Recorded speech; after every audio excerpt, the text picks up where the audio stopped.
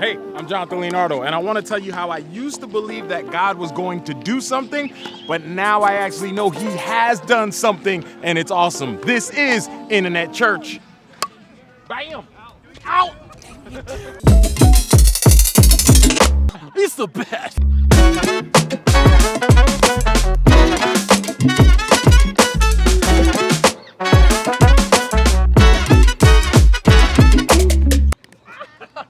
So here's the thing, God actually did something for us while we couldn't do it for ourselves, and all He asks us to do is to actually receive it. I used to think I had to do something.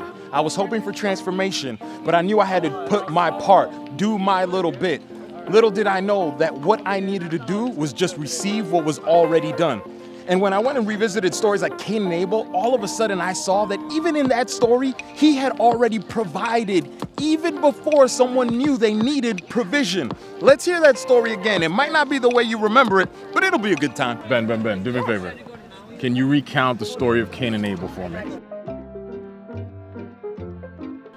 Cain and Abel. Right, so then there's these two brothers. Bastard. One brother killed the other brother, and that's the story. You missed some important bits. You said it quickly. Okay, that's not bad. Hey, Morgan, can you tell us how the Cain and Abel story goes? I cannot. There was these two brothers. That's an important relationship. They're the sons of Adam and Eve. There's Cain, Abel, and Seth. Cain and Abel, Cain and Abel, Cain and Abel, Cain and Abel, Cain and Abel. Cain and Abel. And the two brothers were hanging out, and they were a little different. Not the ones where they have to bring an offering? Yes, the ones. Okay. Oh, that's it. That's Abel's got an offering. He comes and he gives it. I'm pretty sure the Bible doesn't say exactly in great detail what they were supposed to do. Then he gave them a rule. No rules. You choose, he said. No. Bad. Bring me an animal. Abel. No, Cain brings. And then we've got Esau. No, wait. Was it the lentil guy? But that's different. Who is that? Oh, Cain brings some type of meat. God accepted the sheep. He rejected the fruit and vegetables. Cain wanted that situation. Cain had to work for it, and even when he worked for it, he still didn't get the praise, so he was jealous. He's mad about his offering not being accepted. And so he ends up following through and killing his brother. And then God's like, why'd you do this? No, he doesn't say, why'd you do this? He says, where's your brother? He goes, am I my brother's keeper? Something about the ground is crying out or something like that, isn't that? Does that happen? His blood is crying from the ground? Your brother's blood is crying out from the ground. I can hear it, or something like that. And then he was banished, I recall. Yes? 862 service.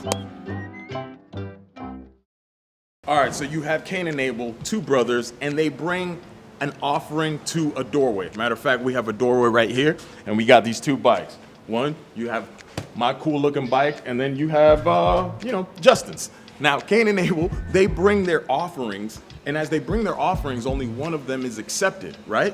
Abel's is accepted because he brings the right offering that the Lord required, while Cain brings his own work and first fruits. Now, we know this story.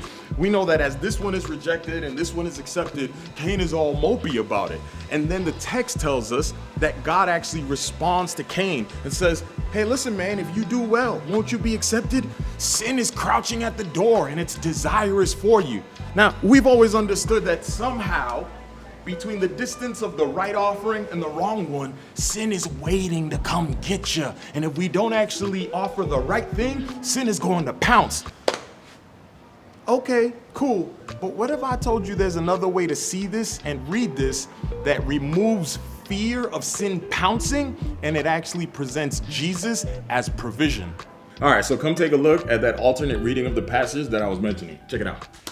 When he was talking to Cain, there's actually another way of looking at that invitation by God as actually even more positive in his plea to Cain, because the word sin is actually the same word in the Hebrew for sin offering.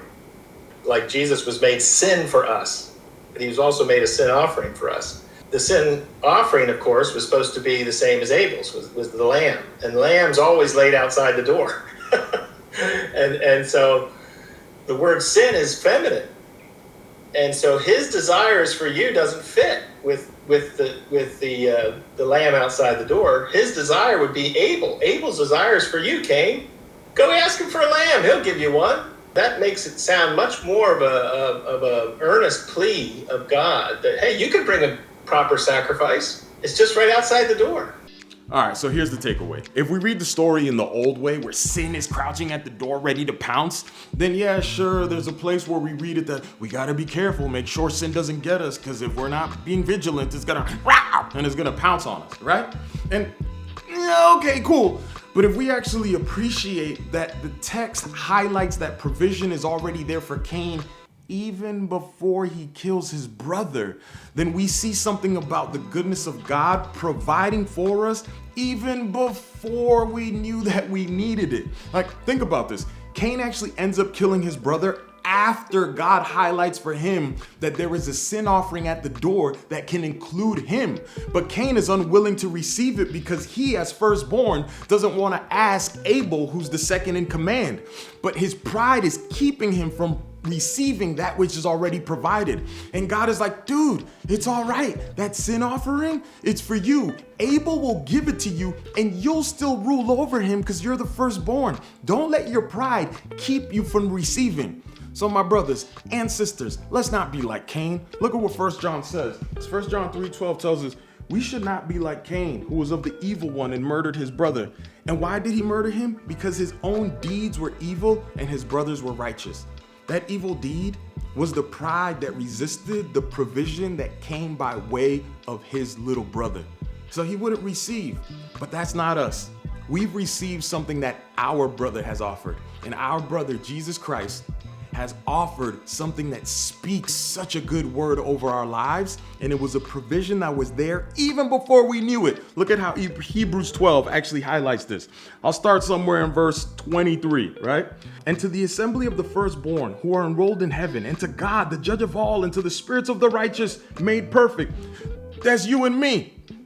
And to Jesus, the mediator of a new covenant, and to the sprinkled blood that speaks a better word than the blood of Abel. That blood of Jesus, in the same way that the blood of Abel was spilt, that blood of Jesus was spilt. And that blood of Jesus that was spilt over 2,000 years ago was the provision for you and I. That provision was there way before we ever knew that we needed it. How does that change our view of how we actually relate to the world, to sin, to death, and to anything else? The provision was there, and we have the privilege of living in that reality. God did something for me way before I even knew I needed it. Now go live in the light that it's already yours.